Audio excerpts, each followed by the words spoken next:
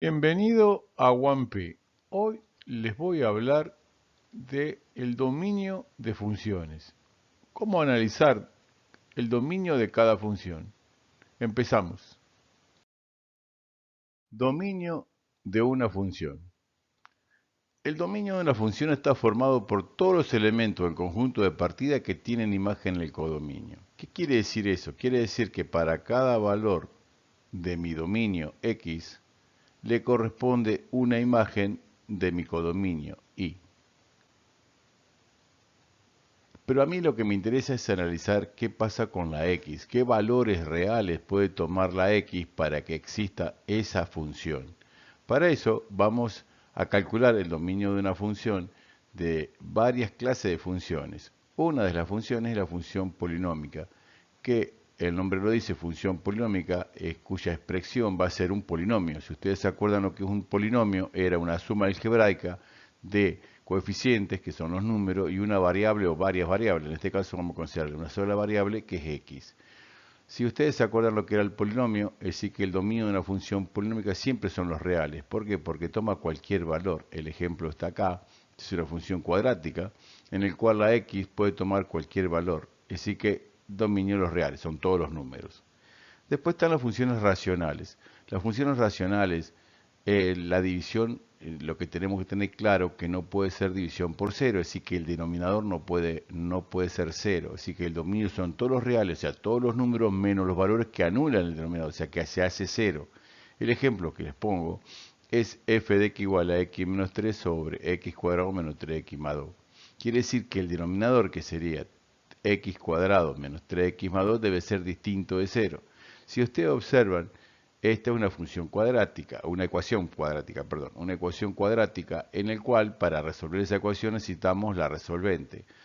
Para recordarlo es x cuadrado menos 3x más 2 distinto de 0. Para recordar los valores, a es el número que multiplica la x cuadrado, b es el número que multiplica la x, ojo, porque es menos 3, y c el término que no tiene x, c.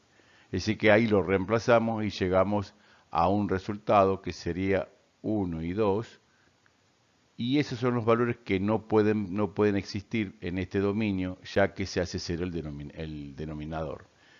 ¿Cómo se coloca esto? Bueno, la forma de anotarlo es x tal que x pertenece a los reales, tal que x cuadrado menos 3x más 2 distinto de 0. Y el resultado sería los reales menos los números que me dieron la resolvente, que es 1 y 2. Dominio de la función radical de índice par. El dominio está formado por todos los valores del radicando que hacen que éste sea mayor o igual que 0. Lo vamos a ver con un ejemplo para que lo entendamos. F de x igual a la raíz cuadrada de x cuadrado menos 5x más 6. Quiere decir que lo que está dentro del radical, x cuadrado menos 5x más 6, que será el radicando, debe ser mayor o igual que 0.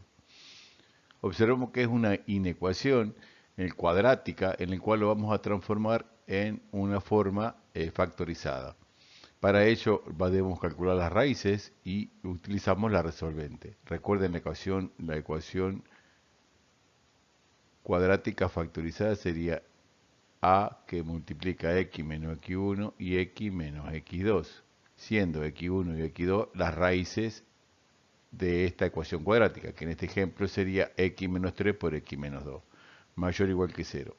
Como nos da dos factores, vemos que tenemos el 2 y el menos y el 3. Vamos a hacer intervalos del menos infinito al 2, del 2 al 3 y del 3 al más infinito.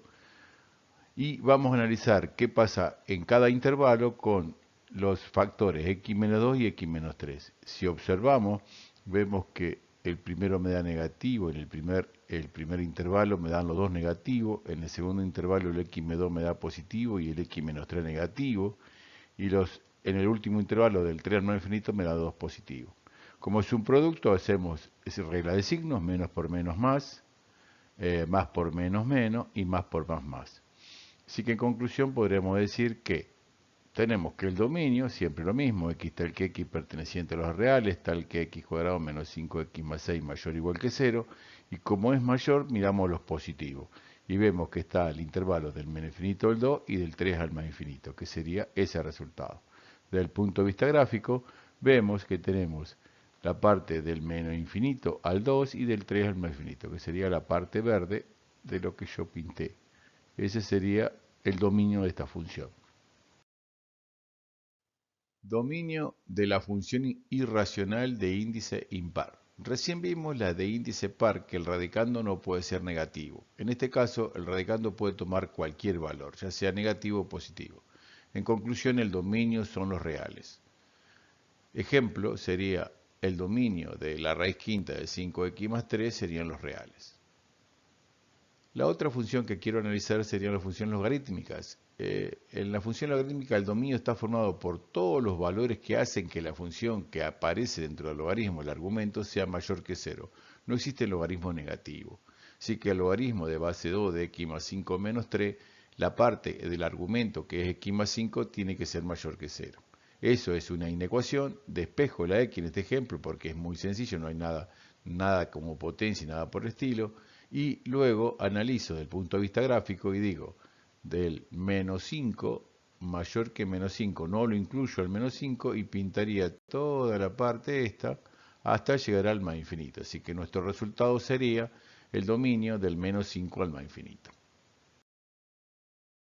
El dominio de las funciones trigonométricas son, el dominio de la función seno y coseno son los reales, el de la tangente son los reales menos pi sobre 2 más kpi. Recuerden siempre cuando se le pone kpi a las funciones trigonométricas porque dichas funciones son periódicas. El dominio de la cotangente son todos los reales menos kpi, el de la secante son todos los reales menos pi sobre 2 más kpi y por último el de la cosecante son todos los reales menos kpi.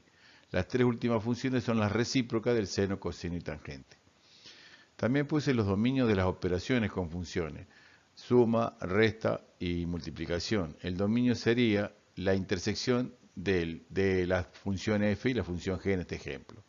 Y el de la división es lo mismo, sería la intersección entre las dos funciones, pero se le restan los valores donde el denominador se hace cero.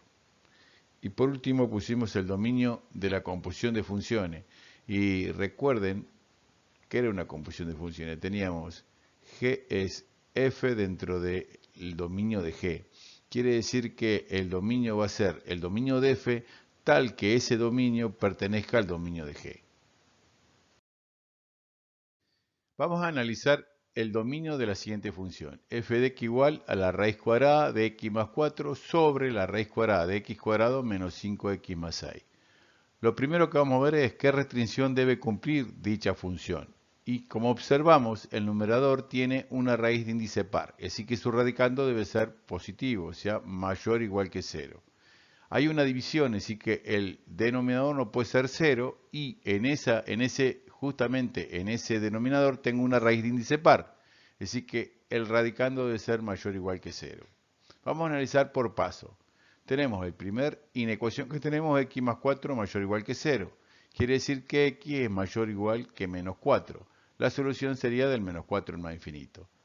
Después, estas dos restricciones, la 1 y una sola, haciendo en vez de mayor o igual, hacemos mayor solo.